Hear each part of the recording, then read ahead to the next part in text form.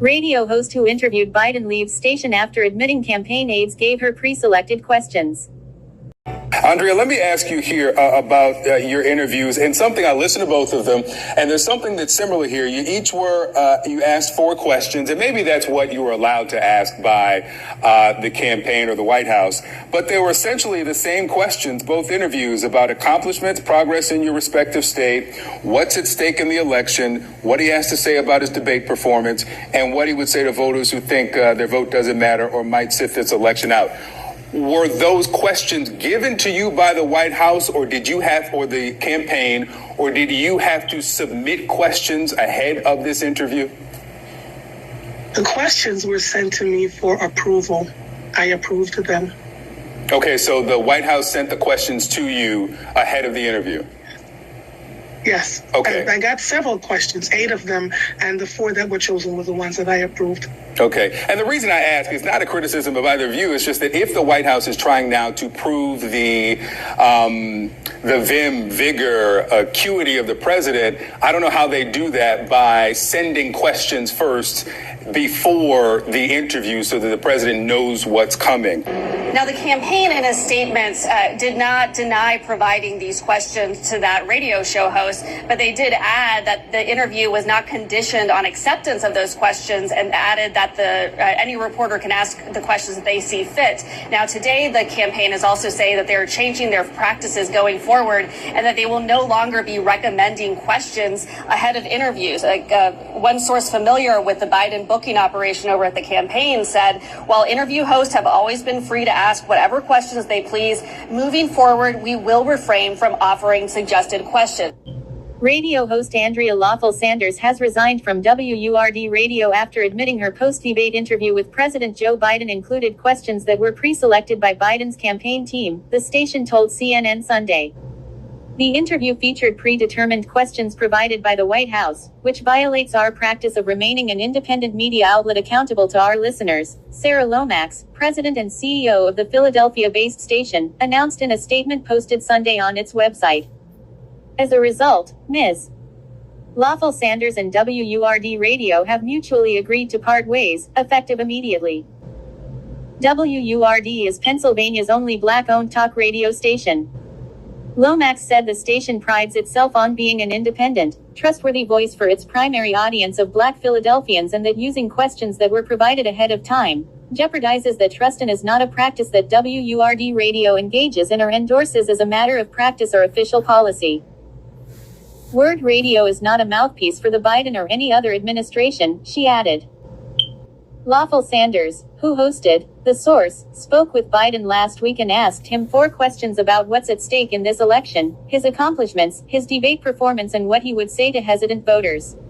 In an interview Saturday with CNN's Victor Blackwell, she said those questions were part of 8 that were recommended to her by Biden aides ahead of the interview. The questions were sent to me for approval. I approved them, she said. The move has further inflamed the maelstrom that has been swirling over Biden's acuity since his lackluster performance in the first presidential debate, which was hosted by CNN. Biden's debate performance has left many top Democrats wringing their hands in frustration and concern amid talk that he should not accept the party's nomination. If the White House is trying now to prove the vigor of the president, I don't know how they do that by sending questions first before the interview so that the president knows what's coming, said Blackwell. Blackwell pointed out that both Lawful Sanders and Earl Ingram, host of The Earl Ingram Show, in Milwaukee, who also interviewed the president this week, asked Biden essentially the same questions. A Biden campaign spokesperson on Saturday did not deny the campaign provided questions, but said, "We do not condition interviews on acceptance of these questions. It's not at all an uncommon practice for interviewees to share topics they would prefer." These questions were relevant to the news of the day. The president was asked about this debate performance as well as what he delivered for Black Americans, spokesperson Lauren Hitt said in a statement. The Biden campaign said later Saturday it will no longer suggest questions to interviewers. While interview hosts have always been free to ask whatever questions they please, moving forward we will refrain from offering suggested questions, a source familiar with the Biden booking operation told CNN. According to CNN, in an interview Saturday with CNN's Victor Blackwell, she said those questions were part of 8 that were recommended to her by Biden aides ahead of the interview. The questions were sent to me for approval. I approved them, she said. open. There is so much talk about Yes. whether the president not only can win this election, but whether he can serve, whether he is fit to serve another 4 years. Those questions are out there. Based on your conversation with him, do you believe he is? I believe he is fit, but I also want to remind people that he's the face, the figurehead as president of the United States. He has a whole staff around him that has created so many changes over the last 3 years. Now, I'm not telling people who to vote for one way or the other. I just want them to take a look and see what's happening on either side of the aisle and decide which would be best for their life, their well-being, and their freedoms. As someone who's from the island of Jamaica, I tell people all the time, we have to stop discarding our elderly, right? They've not lost their minds. They've not done, they've worked so hard to get to where they are. And yes, we slow down as we get older, and our bodies move a little slower.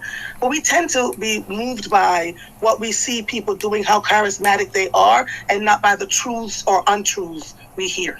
Well, I guess if the job was a different job, then you can have a figurehead who is a tad bit senile or a tad bit forgetful. But you're talking about the presidency. The presidency, of course, there are a bunch of advisors advising him, and he's a figurehead. However, when he goes overseas in those summit meetings, or when the summit meetings are here on U.S. soil, and he has got to speak amongst his dignitaries, his friends, his colleagues, foreign ministers, foreign presidents, and etc. You got my drift.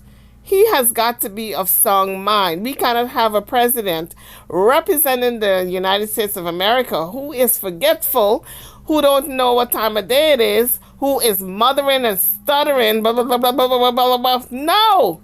We cannot have that. We need somebody of sound mind and judgment.